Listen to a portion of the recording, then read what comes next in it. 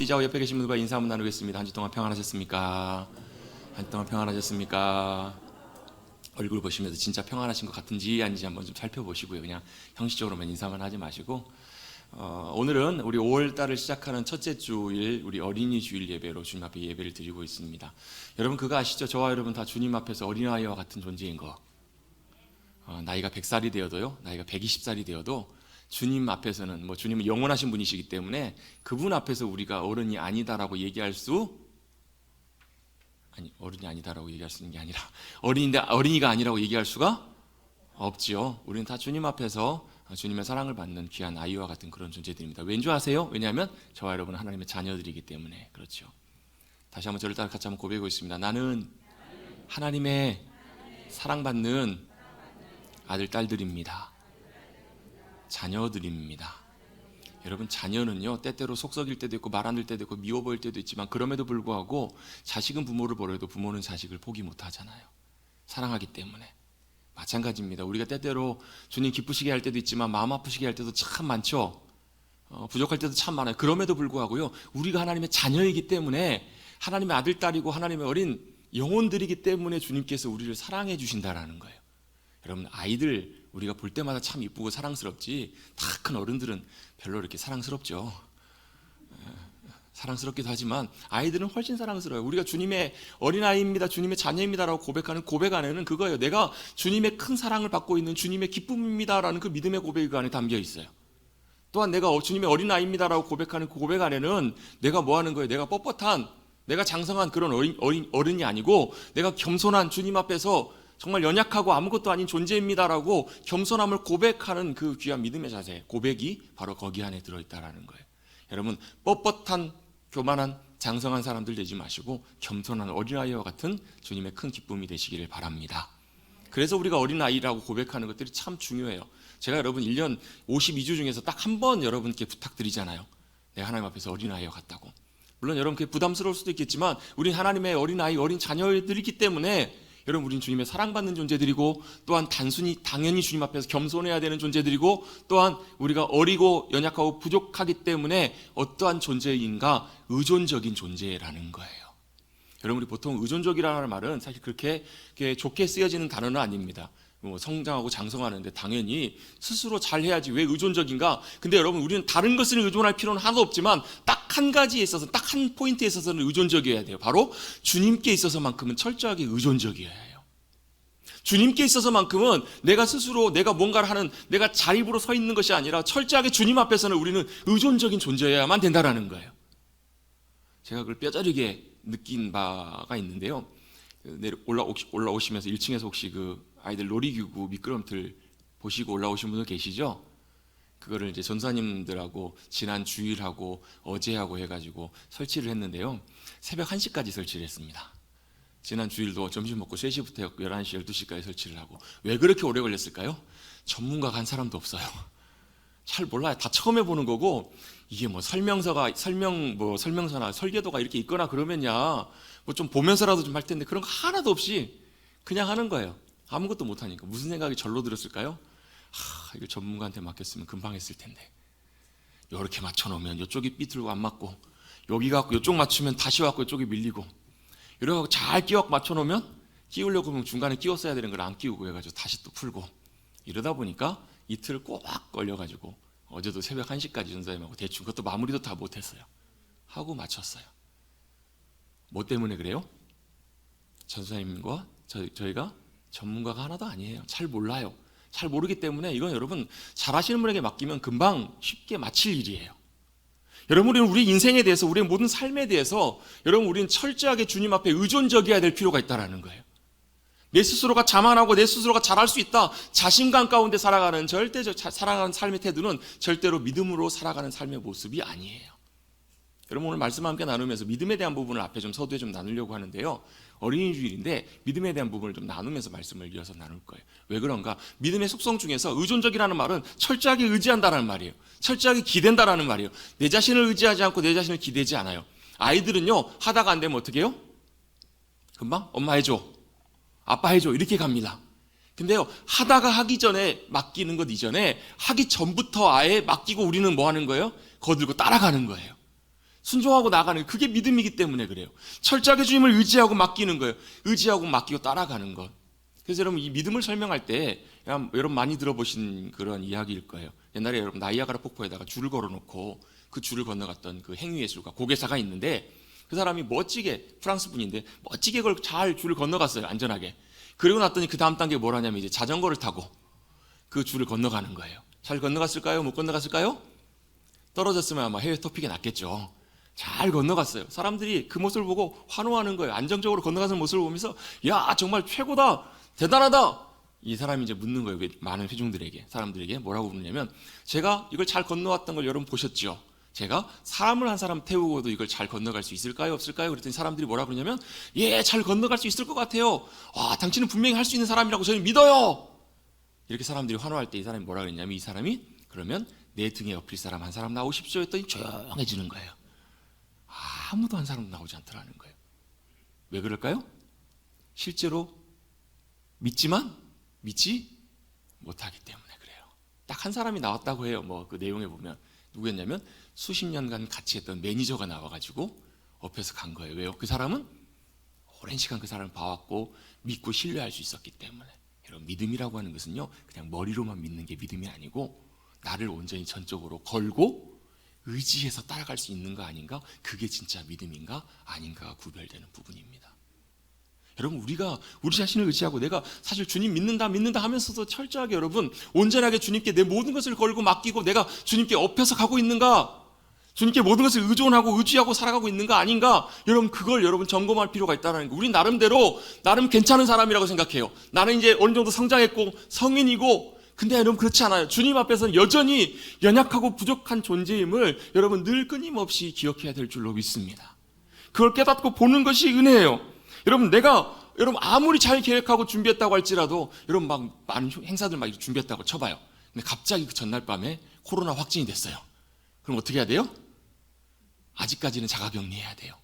어느 누구도 내일 일어날 일들을 그것들을 준비하고 확신할 수 있는 사람이 아무도 없다라는 거예요. 그래서 뭐 하는 거예요? 내 삶, 내 판단, 내 결정, 내 말, 내 모든 행동도 주님을 의지하는 거예요. 주님께 맡기는 거예요. 맡긴다라는 말을 다른 말로 표현해 보면 순종한다라고도 표현해 볼 수 있어요. 왜 순종해요? 믿고 맡기기 때문에 순종할 수 있는 거거든요. 여러분 믿음 가운데 여러분 주님 어린아이처럼 주님을 철저하게 의존하고 의지하고 주님 잘 따라가실 수 있는 귀한 믿음의 자녀들 우리 모두가 되시기를 간절히 바랍니다. 그래서 우리는 주님 앞에 어린아이와 같다라는 것이 복된 은혜예요. 저 여러분이 성인이 아니고 여전히 어린아이예요. 또 여러분 믿음에 대해서 정의할 때 믿음을 정의할 수 있는 또 중요한 한 가지가 있는데요. 그게 바로 뭐냐면 믿음은 보는 눈이 있는 거예요. 믿는다라는 것은 눈이 달라지는 것을 말해요. 믿는다는 것을 의지하는 것이고요. 또한 동시에 믿는다는 것은 뭐냐면 보는 눈이 달라져요. 그래서 여러분 믿음이 있는 사람과 믿음이 없는 사람을 구분할 때 가장 큰 차이가 뭐냐면 보는 것이 달라요. 뭘 보고 있는가 어떻게 보는가 그것이 완전히 달라요. 여러분 그 대표적인 그 성경의 이해가 누구냐면 사도 바울의 이해입니다. 사도 바울이 사도행전 9장에 보면 다메섹을 가는 길에 누구를 만나냐면 주님을 만나죠. 그 이전까지의 삶을 보면 사도 바울이 철저하게 누구를 위해 산다라고 자신이 생각했냐면 하나님을 위해 산다고 생각했어요. 철저하게 하나님을 위해서 하나님이 기뻐하신 삶을 살기 위해서 그래서 어떻게 해요? 그가 했던 것은 뭐예요? 예수님과 예수님을 믿는 사람들을 잡아서 옥에 가두고 핍박하는 일들을 했어요. 왜 그랬을까? 자기가 보기에 그것이 하나님이 기뻐하시는 일이라고 보았던 거예요. 철저하게 뭘로 보았을까요? 자신의 눈으로 모든 것을 본 거예요. 세상을 보고 자기를 보고 자신이 나가야 될 길들을 자신의 눈으로 보았을 때 그것이 정말 옳은 길이라고 믿었고 그것이 가치 있는 길이라고 믿었고 그것이 하나님이 기뻐하시는 일이라고 믿었지만 그는 정반대의 길을 걸어가고 있었던 거예요. 뭐가 필요했던 거예요? 그의 눈이 새롭게 열려지는 은혜가 필요했잖아요. 주님이 빛이 비춰지니까 자신이 보았던 눈이 완전히 멀어버리잖아요. 눈이 멀어서 사람들에게 이끌려서 다메섹에 갔을 때 하나님께서 누구를 보내시냐면 아나니아를 보내세요. 그리고 그를 통해서 기도하게 하세요. 그랬더니 그의 눈이 다시 보게 된지라. 이 다시 보게 된다는 말이 아나블레포라는 말인데 다시 보게 된다는 의미도 있고 다시 본다라는 말도 있고 또한 위를 본다라는 의미도 있어요. 이 아나라는 말이 아나블레포에서 아나라는 말이 다시라는 말과 위라는 말이 같이 포함이 되어 있는 단어예요. 다시 보는데 어떻게 보는 건가? 이제는 자기가 자기의 눈으로 보는 것이 아니라 위를 바라보는 하나님을 바라보는 그 믿음의 눈으로 볼 줄 아는 그 눈이 이제 사도 바울에게 열리는 거예요. 여러분 사도 바울이 다메섹 도상에서 주님을 만나고 그 빛을 본 다음에 달라진 것은 아무것도 없었어요. 딱 하나가 달라졌어요. 뭐가 달라졌어요? 눈에 비늘이 벗겨지고 다시 보게 되었어요. 보는 게 완전히 달라졌어요. 눈에 보는 게 달라졌더니, 관점이 달라졌더니 뭐가 달라지냐면, 여러분 보는 게 달라지면요 가치관이 달라집니다. 가치관이라는 말은 뭐가 중요한지 안 중요한지를 보는 눈 기준이에요. 여러분 가치관이 달라지면 뭐가 달라지냐면요 세계관이 달라져요. 세계를 바라보는 눈, 내 인생을 바라보는 눈, 모든 것을 바라보는 눈이 다 달라져요. 여러분 성경에 살았던 많은 믿음의 사람들은요 이 눈이 달라졌던 사람들이에요. 뭘로요? 주님이 보시는 믿음의 눈으로 그 눈이 바뀐 인생들을 살았던 인물들이 성경의 믿음의 사람들이에요. 못 봤던 것들이 보여요. 야곱이 주님을 만났더니요 그 원수와 같은 자기를 죽이려고 했던 형 얼굴이 뭘로 보여요? 하나님의 얼굴로 보이는 거예요. 여러분의 믿음 가운데 여러분 보아야 될 것을 보는 눈이 열려지시는, 눈이 달라지시는 저와 여러분 되시기를 주님의 이름으로 축원합니다. 뭐가요? 눈이 달라져요. 관점이 무슨 관점으로? 나의 관점에서 하나님의 관점으로 바뀌는 거예요. 여러분 우리 인생 살아가면서 철저하게 우리가 믿음으로 주님 따라간다고 하면서도요 순간순간마다 뭐가 보이냐면 내 눈으로 보는 게 보여요. 내 관점이 보여요. 그러니까 뭐예요? 내가 그걸 판단하고 마음에 들지 않아요. 내가 그것을 판단하고 결정해요.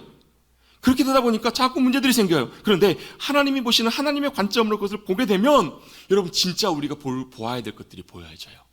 여러분 하나님의 관점을 우리가 보고 따라간다라는 말을 다른 표현으로 뭐라도 표현해 볼 수 있냐면 하나님을 경외한다라고도 표현해 볼 수 있어요.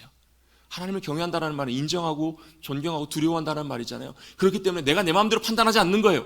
내가 내 눈대로 내 마음대로 보고 결정하는 것이 아니에요, 여러분. 그래서 여러분 믿음으로 살아가는 사람과 믿음이 없는 사람의 가장 큰 차이는 바로 이것에서 오는 차이예요.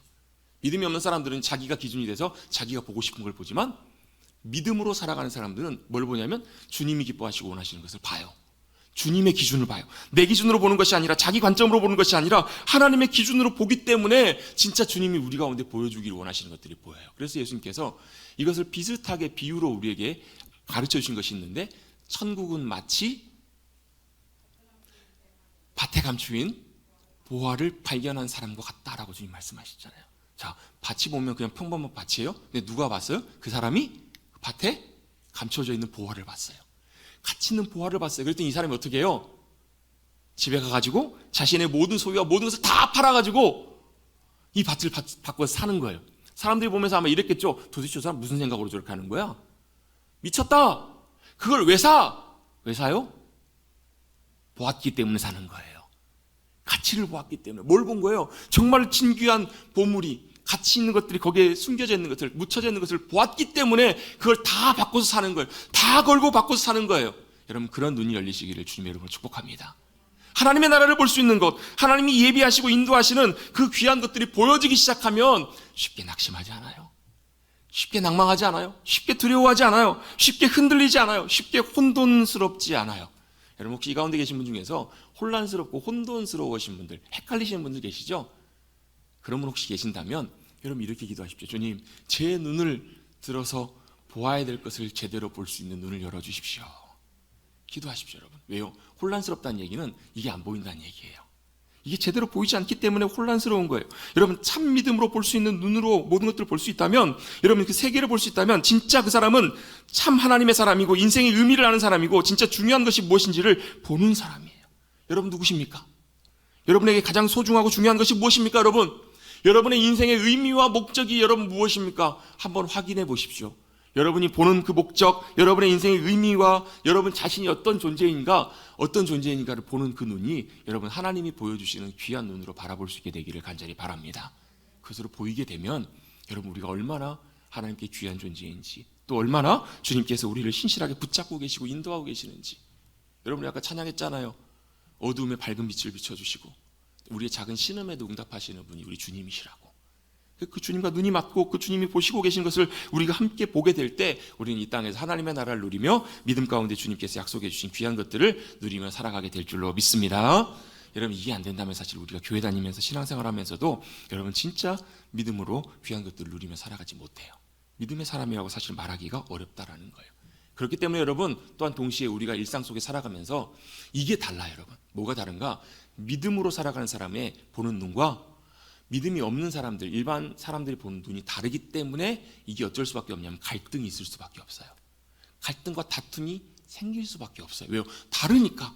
똑같은 상황을 오면서도 보는 게 다르기 때문에, 관점이 다르기 때문에 다툼이 생길 수밖에 없고 충돌이 생길 수밖에 없고 문제가 생길 수밖에 없다라는 것을 사실 우리는 알고 인정할 필요가 있어요. 여러분, 이 말은 무조건 싸우라는 말이 아닙니다. 지혜롭게 행할 필요가 있습니다. 때때로 다르기 때문에 우리가 용납하고 사랑으로 이해하고 받아들여야 될 부분들은 우리가 때때로 용납하고 받아들일 수 있는 그런 능력과 은혜가 필요하기도 하고요.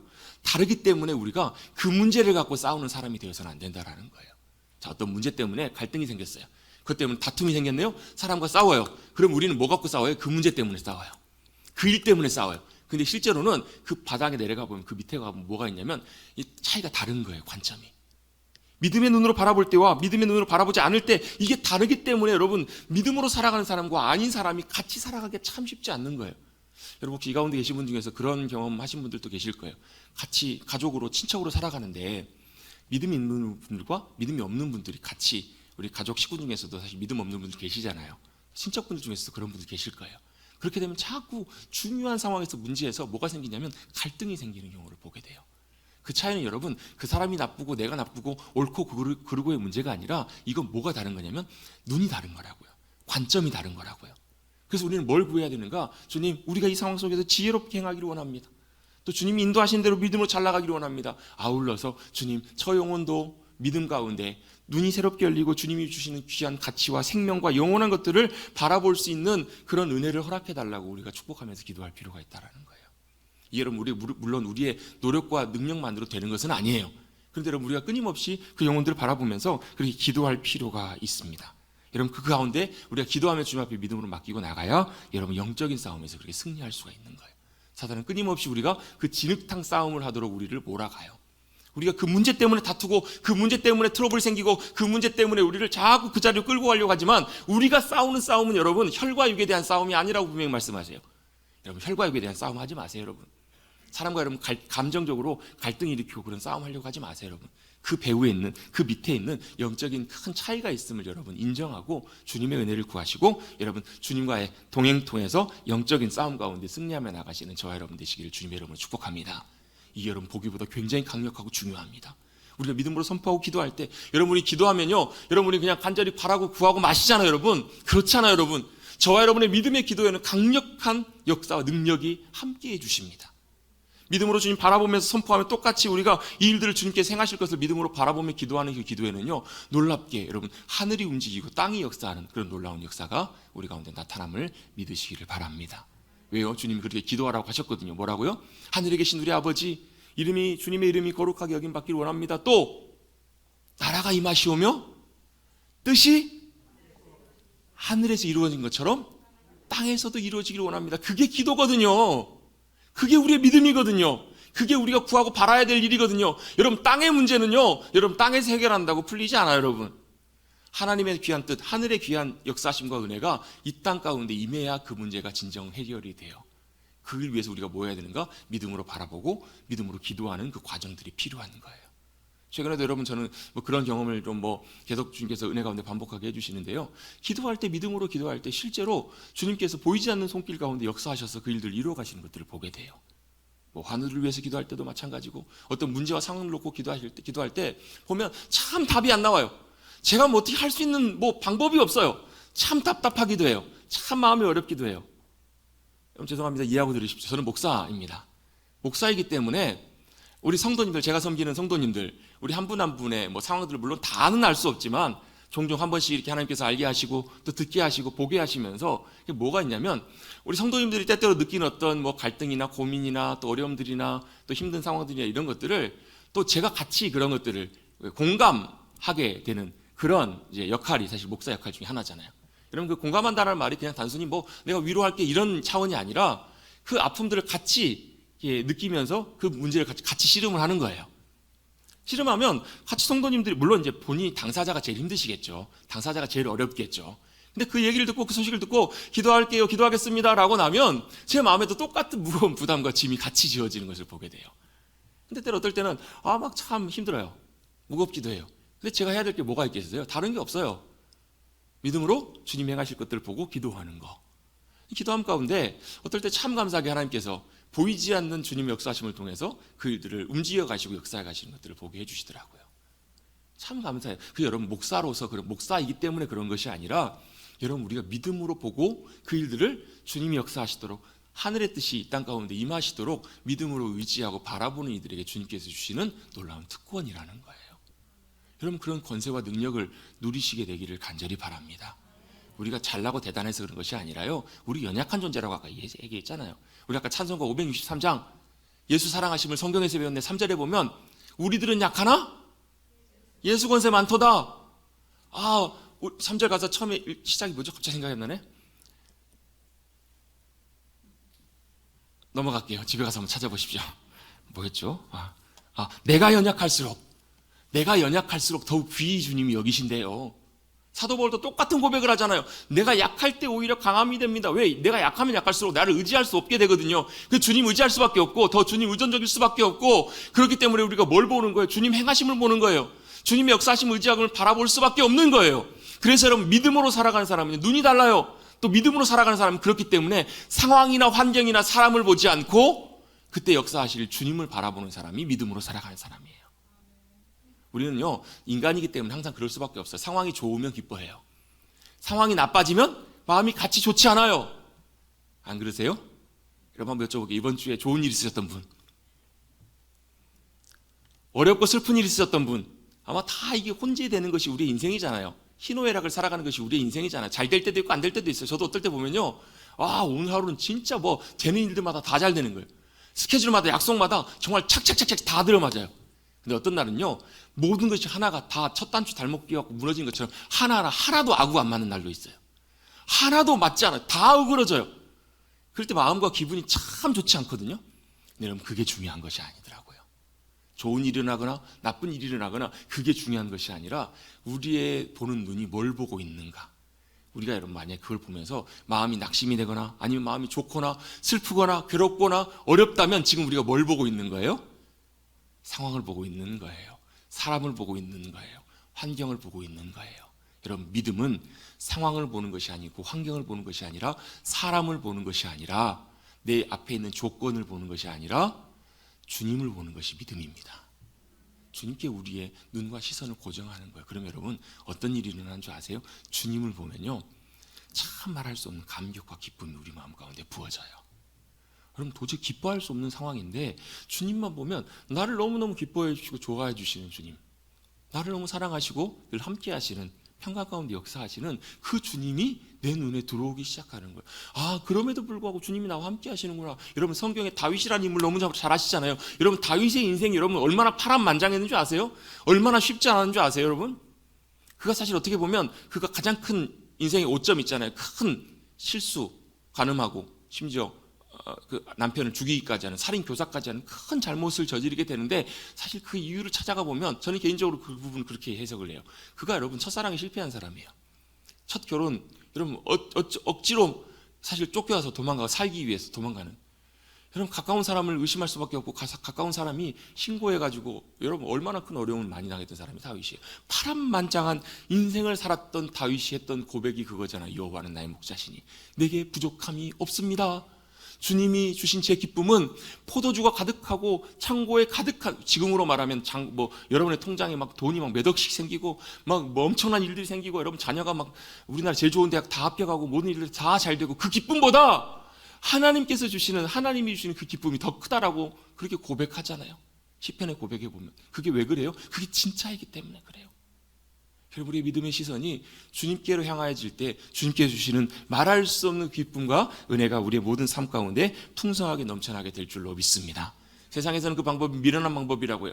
고린도전서에도 마찬가지고 끊임없이 우리에게 있는 방법이 아니라 그 방법이 비록 미련해 보이고 아무것도 아닐지라도 주님께 시선을 두는 이들에게는 주님의 방법으로 역사하시는 주님의 귀한 승리와 은혜와 능력이 우리 가운데 나타나게 될 줄로 믿습니다. 도단성에 있었던 엘리사가 주변에 엘리사를 잡으러 왔던 아람 군대가 쭉 둘러서잖아요. 어마어마하게 많은 군대가 포위하러 와요. 그때 게하시가 보면서 놀래요. 선생님 우리 큰일 났어요. 우리를 잡으려고 어마어마하게 많은 군사들이 지금 우리를 둘러싸고 있어요. 그럴 때 엘리사가 하나도 당황하지 않고 뭐라고 그래요? 걱정하지 마라. 뭐가 보였던 거예요? 그의 눈에는 하나님께서 보내신 하나님의 군대가 보였잖아요. 저들보다 우리와 함께한 하나님의 군대가 훨씬 많다 하나님 저 종의 눈을 들어서 주님의 군대를 보게 해주십시오. 주님의 역사를 보게 해주십시오. 봤더니 실제로 그래야 안 그래요? 어마어마한 눈에 보이지 않는 어마어마한 하나님의 군대가 함께하고 계신 것을 보게 하시잖아요. 여러분에도 믿음의 눈으로 주님 바라보기 시작할 때, 때때로 여러분 우리 찬양했던 거 찬양, 주품에라는 찬양 아시잖아요. 보면 중간에 보면 거친 파도 날 향해 와도 주와 함께 날아오르리, 이렇게 여러분 고백하고 믿음으로 반응할 수 있는 이유는 바로 그 주님을 보게 될 때, 우리의 믿음의 시선이 주님께로 향해질 때 그런 놀라운 역사가 나타나게 될 줄로 믿습니다. 그렇게 믿음 가운데 승리하시는 귀한 믿음의 백성들 되시기를 간절히 주님의 이름으로 축복합니다. 여러분, 이 믿음의 역사가 우리 지난주에 읽었던, 함께 나눴던 이 오병이의 기적과 사건, 또 그 뒷부분에 우리가 함께 잠깐 마무리하면서 나눠보려고 하는 이 사건과도 굉장히 연관된다고 볼 수 있습니다. 왜요? 주님은 빌립에게, 주님은 안드레에게, 제자들에게 뭘 요구하셨는가? 이 믿음으로 주님이 행하실 일들을 보기를 원하셨어요. 5,000명이나 남자가 5,000명, 다 하면 10,000명이 넘는 교회도 보면 남자분들도 여자분들이 많으시잖아요. 어쩌면 예수님 주변에 남자가 5,000명이면 아마 분명히 10,000명 이상은 충분히 됐을 거예요. 그들이 배가 고파하고 있을 때 주님께서는 그들의 밥을 한 끼를 책임져 주시면서 그냥 식사 한 끼 대접해주고 식사 한 끼 밥 먹여서 배불리게 하시는 것이 주님의 목적과 의도가 아니셨잖아요. 뭐가 주님의 목적이고 의도셨어요? 야, 그 밥 한 끼 먹으면 다시 배고프지만 내가 너희의 생명이 되면, 너희가 나를 믿고 나를 영접하고 나를 먹으면 너희는 영원토록 배고프지 아니하리라. 영원한 생명이 주님이심을 보여주기를 원하셨던 거잖아요. 그래서 하실 것을 다 하시고도 주님이 일부러 의도적으로 제자들에게 물으세요. 야, 어떻게 했으면 좋겠냐? 그랬더니 누가 나와요? 빌립이 예수님께 이렇게 대답하죠. 각 사람으로 한 숟가락씩, 한 입씩만 먹게 할지라도 200데나리온이 부족합니다. 200일싸기, 품삯 200일분이에요. 요즘으로 치면 대략 뭐 한 3, 4천만 원 되겠죠? 그 정도 돈이 부족합니다. 사실 이 빌립은 굉장히 현실적이고 정확하게 계산한 사람이에요. 딱 모든 상황을 판단하고 정확하게 계산해서 어떻게 보면 정확하게 맞춘 거예요. 지금도 보면 뭐 한 끼, 뭐 우리로 치면 김밥 한 줄이라고 할까요? 한 3,000원 정도 잡으면 대략 한 10,000명 정도는 먹일 수 있을 정도 돈 계산이 딱 나오잖아요. 정확한 답을 냈을지는 모르지만 주님이 원하셨던 답은 아니었잖아요. 왜요? 주님은 뭘 원하셨어요? 믿음으로 주님이 행하실 일들을 빌립이 보기를 원하셨던 거잖아요. 차이는 뭐예요? 아무것도 없어요. 해결할 수 있는 것이 아무것도 없어요. 그런데 거기에 뭐가 계셨냐면 주님이 계셨다라는 거예요. 주님이 하실 일들을 제자들은 보지 못했던 거예요. 안드레도 마찬가지로 똑같았어요. 안드레가 주님께 도시락을 가져와서, 한 아이의 도시락을 가져와서 주님 앞에 드리면서도, 주님 이게 얼마나 되겠습니까? 떡 5개야 물고기 2마리. 제가 지난주 말씀드린 것처럼 이 떡은 진짜 우리로 치면 조그마한 주먹밥 정도나 될까요? 정말 하찮은 음식이에요. 생선도 여러분 조기 이런 게 아니라고요. 그냥 멸치볶음 같은, 멸치조림과 같은 아주 작은 생선, 반찬으로 먹을 수 있는 2가지를 주님 앞에 가져다 드리면서, 한 아이의 도시락을 가져다 드리면서, 이게 도대체 주님 어디 이 사람 몇 명이나 밥 먹일 수 있겠습니까? 아무 쓸데가 없을 것 같은데요 하면서 드리는 안드레의 마음속에도 전혀 주님이 행하실 일들을 기대하지 못했잖아요. 그런데 이것이 주님의 손에 들려질 때 주님께서는 이 작은 것을 통해서도 놀라운 일들을 행하셨다라는 것을 우리는 성경을 통해서 보게 된다는 거예요. 여러분, 주님께서는 물론 아무것도 없는 것을 통해서도 제자들에게, 거기 많은 사람들에게 다 먹이실 수 있는 주님이세요. 이 사실 보리떡 5개가 필요한 것이 아니셨어요, 주님은. 그럼에도 불구하고 주님은요, 이 보리떡 5개를 들고 이것으로 5,000명이 넘는 사람들을 다 먹이시는 거예요. 자, 여기서 하나 중요하게 우리가 돌아봐야 될 것이 하나 있습니다. 여러분, 우리의 믿음의 드려짐과 순종을 통해서 주님은 일하시는 분이세요. 아무것도 없는 가운데서도 일하실 수 있지만, 주님은 믿음으로 주님을 행하실 일들을 기대하고, 이 어린아이가 사실 알았을지 몰랐을지 잘 모르겠어요. 그런데 기꺼이 자기의 도시락을 주님 앞에 드릴 수 있는 마음이었다면 분명히 그 아이는 분명히 뭔가 기대하는 바가 있었기 때문에 기쁨으로 주님 앞에 드렸을 거예요. 저 같았으면 저 혼자 몰래 먹었을지도 모르겠어요. 내 배 채우기도 부족한데 이거 도대체 드려봐야 무슨 의미가 있겠어? 이랬으면 안 드렸겠죠. 근데 이 어린아이는 기꺼이 자신이 먹을 도시락을 주님 앞에 내어드리잖아요. 이걸 통해서 분명히 이 아이도 아마 뭔가 기대하고 바라는 뭔가가 있었겠다, 주님이 행하실 일들을 기대하지 않았을까, 이렇게 생각해 볼 수 있다는 거예요. 이 작은 드려진 이걸 하나를 통해서 주님께서는 주님의 놀라운 역사와 행하심들을 나타내 주세요. 여러분, 작은 것일지라도요, 주님 손에 들려질 때 그것이 크던 작던 그건 중요하지 않아요. 우리가 주님 앞에 드릴 때는 뭐 대단한 거, 큰 거, 뭐 위대한 거, 이런 걸 드려야 될 거라고 생각하기 쉬운데요, 전혀 그렇지 않아요, 여러분. 우리 손에 주어진 것이 작을지라도, 내 손에 주어졌을 때는 그게 작은 것이지만, 우리가 주님의 믿음의 역사하심 가운데 동참하기를 원해서 믿음으로 순종해서 내 손에 주어진 작은 것일지라도 주님의 손으로 옮겨지고 주님께 드려졌을 때, 주님께서는 그걸 통해서 우리가 헤아릴 수 없는, 상상할 수 없는 놀라운 일을 이루시는 분이 바로 우리의 주님이십니다. 여러분, 큰 거 드리려고 하지 마십시오. 대단한 거 드리려고 하지 마십시오. 작은 순종일지라도, 작은 것일지라도 주님의 손에 들려지면 엄청난 일을 이루어지게, 엄청난 결과를 가지고 옵니다. 여러분, 그것이 바로 주님이 원하시는 진정한 믿음의 순종이고 헌신이에요. 여러분, 저와 여러분이 여러분 아주 사소한 것, 작은 것일지라도 여러분 주님 앞에 믿음으로 순종하며 드려질 수 있는, 헌신할 수 있는 저와 여러분 되시기를 간절히 주님의 이름으로 축복합니다. 그것이 여러분 별것 아닐지라도 주님께서는 그걸 통해서 놀라운 주님의 역사심들과 생명의 일들, 영광스러운 주님의 크신 일들을 이루시는 주님이시기 때문에 그래요. 내 손에 있을 땐 작은 것이지만 주님의 손에 옮겨가면 그것이 여러분 사소하고 작은 일일지라도 큰 것들을 이루는 것임을 여러분 꼭 기억하시고, 저와 여러분의 삶 가운데 오늘 이 시간 이 자리에서 작정하십시오. 혹시라도 주님 앞에 드릴 수 있는 작은 것. 그래서 여러분 때때로 종종 우리 교회에서 함께, 우리 이 일 가운데 함께 기도하면 사랑의 마음으로 기쁨으로 동참합시다. 저는 가급적이면 개인적으로 특별히 강요해서 이 일들을 같이 동참하기를 원치는 않아요. 왜냐하면 이것은 믿음의 영역이기 때문에 우리 각자가 믿음으로 순종해서 주님의 일 가운데 동참하기 시작하면 그것이 어떠한 것이든 상관없이 주님은 보리떡 5개로 5,000명 넘는 사람들을 먹였던 것처럼 주님의 놀라운 역사를 이루시는 주님이시기 때문에 그런 줄로 믿습니다. 여러분, 그것이 정말 중요해요. 주님의 손에 들렸던 작은 아이의 한 도시락이 주님의 놀라운 일을 이루는 것을 보게 됩니다. 마지막입니다. 주님께서 그 행하신 일들을 다 마치신 다음에 주님께서 마지막 하셨던 말씀이 12절에 나옵니다. 우리 12절 말씀 같이 한번 읽어보겠습니다. 12절 시작.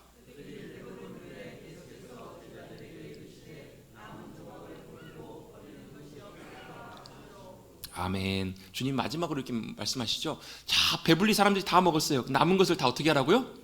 함부로 버리지 말고 다 하나하나 모으라는 거예요. 물론 여러 가지 의미를 추측해 볼 수 있을 것입니다. 주님이 이 사람들을 다 배불리 먹고도 남을 만큼 주님이 풍성하게 채우셨다, 이렇게 생각해 볼 수 있을 것이고요. 또 그냥 단순히 예수님께서 아끼시기 위해서 그렇게 하셨다라고도 하실 수 있으실 거고요. 또 주님이 어디 보관해 주셨다가 따로 드시려고 하셨을 수도 있을지도 모르겠어요. 근데 보리떡이라는 게 현실적으로 놔두면 금방 딱딱해져가지고 다시 먹기는 쉽지는 않을 거예요. 주님께서 이 말씀을 통해서 왜 그렇게 명령하셨을까? 단순히 여러분 아까웠기 때문에 주님께서 그렇게 아끼라고 하셨다기보다도 우리 손에 주님께서 주신 것들을 함부로 여기지 말라는 주님의 의도가 이 안에 있지 않나라는 생각을 해볼 수가 있어요. 여러분, 주님께서는요 이거 아니고도 이거 함부로 그냥 나중에 버려도 주님이 이 능력 갖고 다시 또 풍성하게 배불리게 하실 수 있는 분이실까요? 아니실까요? 하실 수 있으실 거예요. 이거 사실은 별거 아니에요. 주님께는요 이 12광줄에 모여있는 이 떡이 주님께 보면 사실 아무것도 아닌 것일 수도 있어요. 그런데 중요한 건 뭐냐면 우리 손에 그것이 주어진 것이 주님께서 우리에게 은혜로 주신 것임을 잊지 말라는 거예요. 여러분, 저와 여러분에게 하나님께서 큰 것을 주셨던 작은 것을 주셨던 어떤 것을 주셨던 주님께서는 우리의 모든 것들을 필요를 아시고 넉넉하게 채워주시는 주님이신 줄로 믿습니다. 우리의 모든 것들을 아시고 우리보다 정확하게 채워주시는 분이 바로 우리 주님이세요. 여러분, 우리가 부족하게 느낀다면 혹시라도 우리가 욕심 가운데 탐심 가운데 있지 않나? 라고 점검해 봐야 될 필요는 있어요. 주님이 주셨다면 그건 정확한 거니까요. 그렇다면 그것이 크던 작던 상관없이 뭐 해야 돼요? 받은 은혜에 감사할 수 있어야 돼요. 받은 은혜에 감사하기 때문에 주님께서 주신 것들, 넘쳐나도록 주님께서 주신 것들을 여러분 받고 감사하고 남은 것들도 여러분 어떻게 하라고요? 철저하게 우리가 잘 간수하고 관리하고 아끼고 할 필요가 있다는 거예요. 여러분, 믿음의 그리스도인들은요 단순히 부자 되기 위해서 아끼기 위해서 아끼는 것이 아니라 여러분 이 주님의 은혜를 잊지 않기 위해서 늘 때때로 주님 주신 것들을 풍성하게 누리고 나머지 것들은 아끼고 잘 관리할 필요가 있습니다. 여러분, 혹시라도 주님께서 저와 여러분의 손길 가운데 풍성하고 많은 것들을 혹시 주셨다면, 여러분의 손길 가운데 많은 풍성한 것들이 손에 주어져 있다면 여러분 감사하십시오. 그리고 그것이 내 것이 아니라 주님께서 은혜로 주신 것임을 잊지 마십시오. 그렇기 때문에 이걸 내 마음대로 쓰는 것이 아니에요. 여러분, 누릴 수 있는 것들은 누리십시오. 그러나 이것들이 주님께서 주셨기 때문에 감사하고 철저하게 주님이 기뻐하시고 원하시는 대로 활용하시고 사용하시길 바랍니다. 이게 주님이 기뻐하시는 일들이에요. 혹시 여러분의 손 가운데, 저의 손 가운데 부족하십니까? 작은 것밖에 없으십니까? 주님께서 하셨던 것처럼 주님이 뭐 하셨어요? 보리떡 5개를 들고 뭐 하셨죠? 축사하셨어요. 축사하다는 말은 무슨 뜻이라고요? 감사하셨다고요. 손에 작은 것이 주어져 있는 분 계시다면, 부족하다고 느끼신다면, 모자라고 느끼신다면 주님 앞에 감사하십시오. 그리고 감사하는 손을 주님 앞에 올려드리시면 주님께서 분명히 그 모든 상황들을 통해서 필요를 채우시고 부족함 없이 넉넉하게 채우시는 주님의 놀라운 인도하심이 함께해 주실 줄로 믿습니다. 왜냐하면 그것은 주님께서 주신 것이고요, 주님이 책임져 주실 것이기 때문에, 내 것 이기 전에 주님 것이기 때문에 우리는 겸손하게 주님께서 주신 많은 것들을 누리지만 누리면서 또한 때때로 아끼고 잘 관리해야 될 필요가 있다라는 거예요. 뭐 많은 분들은 그렇게 좀 내가 내 마음대로 쓰는데 남아 버리면 또 사면 되지, 이게 아니라는 거예요. 철저하게 주님께 의지하고 주님이 나의 모든 삶에 주시는 분이심을 기억하고 주권 가운데 나가는 믿음의 삶을 살아가시는 저와 여러분 되시기를 주님의 이름으로 축복합니다. 여러분, 오늘 본문의 말씀을 보면 가장 중요한 역할, 보이지 않는 주인공이 있죠. 어린아이입니다. 어린아이 믿음의 순종을 통해서, 드려짐을 통해서 그 주님 앞에 드려진 그 손에 순종의 귀한 헌신이 놀랍게 주님 앞에 사용되었던 것처럼 그 귀한 역사를 저와 여러분이 경험하시는 복된 믿음의 사람들이 되시기를 다시 한번 주님의 이름으로 축복합니다. 말씀 정리합니다. 믿음은 의존하는 것입니다. 믿음은 보는 것입니다. 그래서 주님만 보고 또 주님이 기뻐하시는 삶 가운데 작은 것들 믿음으로 순종하여서 헌신하여서 주님의 풍성한 것들을 맛보며 누리시는 저와 여러분, 승리하는 주님의 귀한 백성들 우리 모두가 되시기를 다시 한번 주님의 이름으로 축복합니다. 감사합니다. 주님, 오늘도 주님 앞에 믿음으로 예배 자리에 나오게 하여 주시고 5월을 시작하며 가정의 달, 또 어린 주일 예배로 주님 앞에 예배드리게 하여 주시니 감사를 드립니다. 우리는 주님 앞에 주님의 사랑받는 주님의 기쁨인 귀한 주님의 자녀, 주님의 어린이들임을 늘 기억하게 하여 주셔서 어린이들처럼 늘 순수하게, 또 어린이들처럼 늘 주님만 믿음으로 의지하게 겸손하게 주님 붙잡고 믿음으로 나가서 승리하며 나가는 주님의 귀한 백성들, 주님의 기쁨으로 주님 앞에 드려지는 우리 모두가 되게 하여 주시옵소서. 특별히 믿음의 순종, 주님께서 원하시는 것 작은 것일지라도 우리가 믿음으로 결단하고 순종하여서 주님 앞에 드리며 헌신하며 동참하여서 주님이 이루실 놀라운 일들을 맛보며 누리며 살아가는 주님의 귀한 백성들, 오병이어의 귀하게 쓰임받은 귀한 어린이의 손과 같은 우리의 인생 되게 하여 주시옵소서. 감사드리며 예수님의 이름으로 축복하며 기도드리옵나이다. 아멘.